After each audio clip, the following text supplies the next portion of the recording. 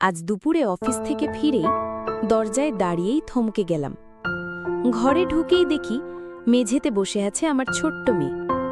পাশে ছড়িয়ে ছিটিয়ে থাকা মাটির ভাঙা গুল্লক, তার সবচেয়ে প্রিয় জিনিসটা। হাতে ধরা একটা ওড়না, তাতে গুছিয়ে রাখছে কিছু কয়েন আর কয়েকটা নোট। আমি অবাক হয়ে জিজ্ঞেস করলাম, মনি, গুল্লকটা ভাঙলি কেন? সে থেমে গেল, চোখে জল টলমল করছে। পরমুহূর্তেই ছুটে এসে আমায় জড়িয়ে ধরল, ফুপিয়ে কাঁদতে কাঁদতে বলল, পাপা, কাকিমা খুব অসুস্থ, জ্বর আর ব্যথায় ছটফট করছেন, চাচা অফিসে, তাই আমি গুল্লকের টাকা দিয়ে ডাক্তার আঙ্কেলকে আনতে যাচ্ছিলাম। আমি কিছুক্ষণ স্তব্ধ হয়ে তাকিয়ে রইলাম ওর দিকে। বুকের ভেতরটা হঠাৎ হালকা কাঁপতে লাগলো। আস্তে করে বললাম, কিন্তু মা তো কাকিমার সঙ্গে কথা বলে না, তোদের মধ্যে তো ঝগড়া চলছে, তুই কেন এত চিন্তা করছিস? সে নির্ভীক চোখে আমার দিকে তাকিয়ে বলল, মা কাকিমার ঝগড়া থাকতে পারে, কিন্তু আমার তো নেই পাপা। আমি তো ওনাকে শুধু চাচি বলেই চিনি। উনি তো রোগী, সাহায্য করা তো আমাদের দায়িত্ব, তাই না? ওর চোখের গভীরতাটা আমাকে এক মুহূর্তে স্তব্ধ করে দিল। ছোট্ট একটা হৃদয়, এত বড় অনুভব। আমি তৎক্ষণাৎ ভাইকে ফোন করে সব বললাম। ডাক্তারকেও ডেকে আনলাম।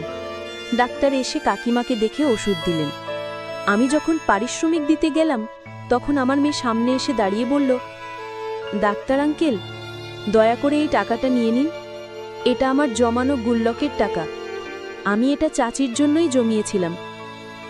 ডাক্তার ওর মুখের দিকে তাকিয়ে কিছুক্ষণ চুপ করে রইলেন। তারপর আমার দিকে তাকিয়ে বললেন, ভাই সাহেব, মেয়েরা দেখলেন তো, এরা যেন আলাদা এক আলো, আলাদা এক ভাষা।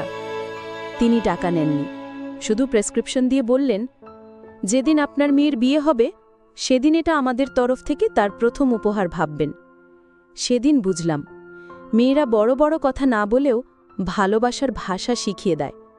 একটা ছোট্ট মেয়ে তার কোমল অনুভব দিয়ে আমায় শিখিয়ে দিল, রক্তের সম্পর্ক নয়, হৃদয়ের সম্পর্কই সবচেয়ে মূল্যবান।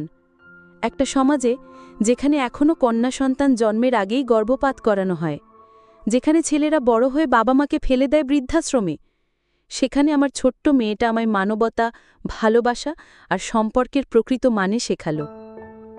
কেউ কেউ বলে মেয়ে মানুষ নাকি দুর্বল। আমি বলি, মেয়েরা সবচেয়ে শক্তিশালী, যদি আমরা তাদের ঠিকভাবে বুঝি। মেয়েকে বাঁচান, মেয়েকে শিক্ষিত করুন। মেয়ের মর্যাদা মানেই সমাজের মানবতা রক্ষা।